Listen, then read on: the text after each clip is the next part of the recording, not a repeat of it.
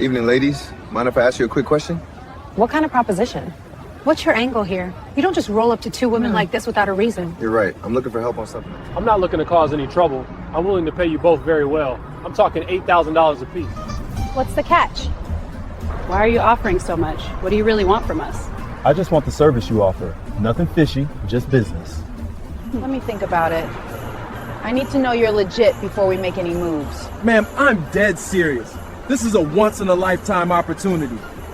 Listen, Amari, I want to give you some advice. I remember a time when I was offered a job. They offered me $5,000 for just 2 hours of work. 5,000? Mm-hmm. Big number isn't always the whole That's a story. lot more money than I can make in 2 weeks out here. But you know what? I still had to be careful about the guy's intentions. You two coming or what? Somebody's helping somebody and two other women if you're stuck on being decisive. We just don't trust you is all. Give me some of that shot. And if we are going to do this, we need half of the money up front. Sure, but I have one stipulation. What's we that? do it my way, or we don't do it at all. I'll give you both $4,000 now. But as part of the plan, I need to handcuff the both of you. Oh, fuck that shit. This feels off. Carla. All right, how about $5,000? Let's just get this done. Fuck it, why not? Let's make this like an actual arrest. Just play along. When we get to our destination, I'll act like you two are headed into the precinct. What's with the gloves? It's 15 degrees. What do you think they're for?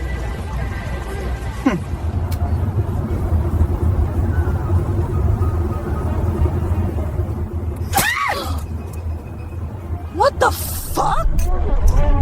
Carla? Carla! Hey, somebody help! Ah! What are you... No, wait! Ah!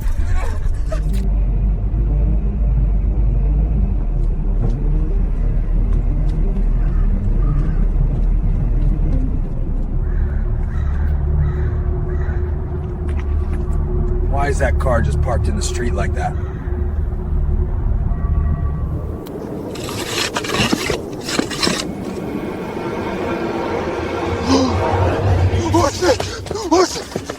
I need to report something terrible. There's a car parked on the street next to the cemetery, and there are two women inside. Yeah, but you gotta get someone out here quick.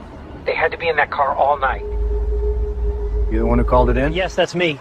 I found the car parked next to the cemetery, and I saw these two women inside the car. So I ran and called you guys. What do we have? Two women in the back seat, unresponsive. I think it's safe to assume they're dead. Damn. When did you find the car? Did you see anyone else in the area? Any suspicious activity? No. There was no one around but me. These women are cuffed. Thank you, sir. We have a detective who should be arriving shortly. Copy that. Are you done with me? For now, yes. We may need to follow up with you later, but you can go for now. We'll handle the rest from here. All right, what do we have here? Two females in the back seat, unresponsive. We were alerted by the gravedigger. He spotted the car when he came in this morning. Looks like it's gonna be a long one.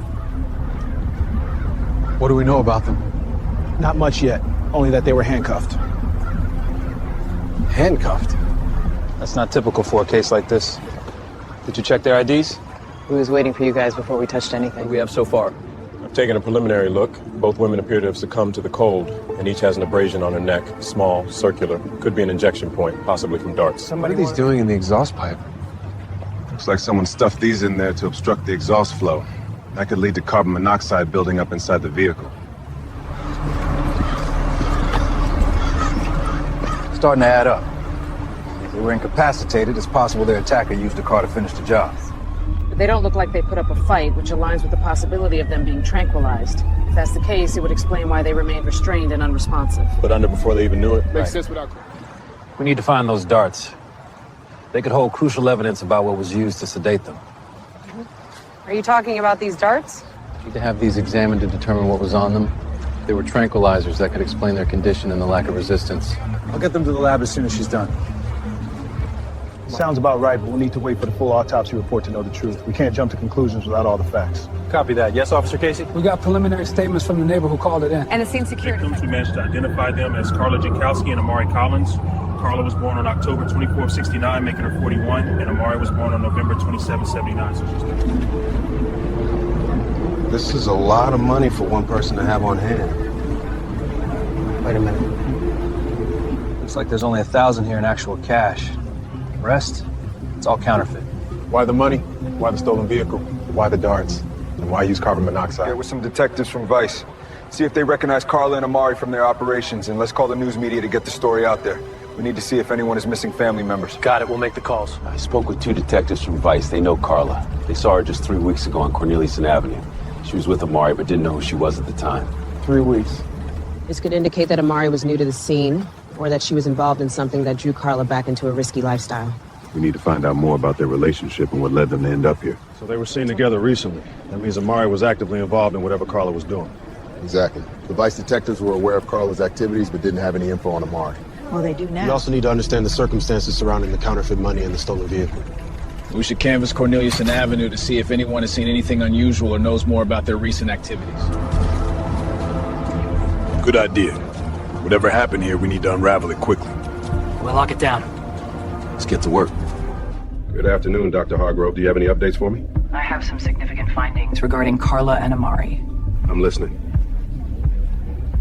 What do you have for us? Both women tested positive for curare. It's a neuromuscular blocking agent that can cause paralysis by interfering with the transmission of nerve impulses to the muscles. It's particularly concerning because it can lead to respiratory failure without affecting the heart directly.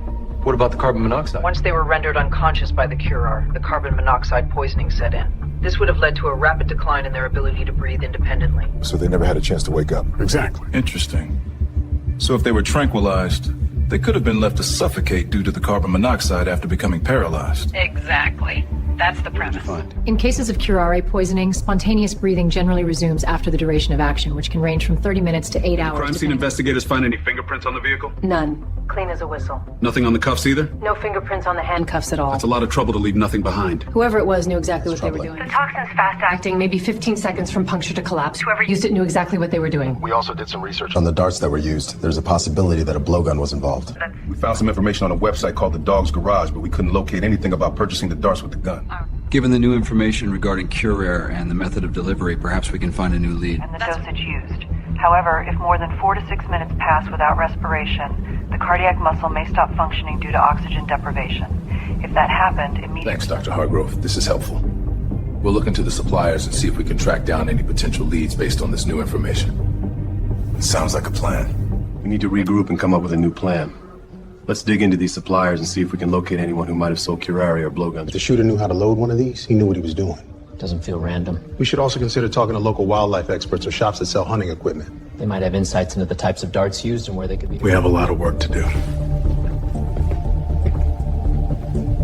While they watching the Pistons. Next it was these Nightingales, not the one with Jenny Kent. These bitches was fucking gents, they called them Johns. Tricked these hoes with a mask on and left near a cemetery with the gas on. Death by suffocation, carbon dioxide applied to strangulation. 2 bodies found frozen, the detectives gonna think they chasing Jason. But I'm a serial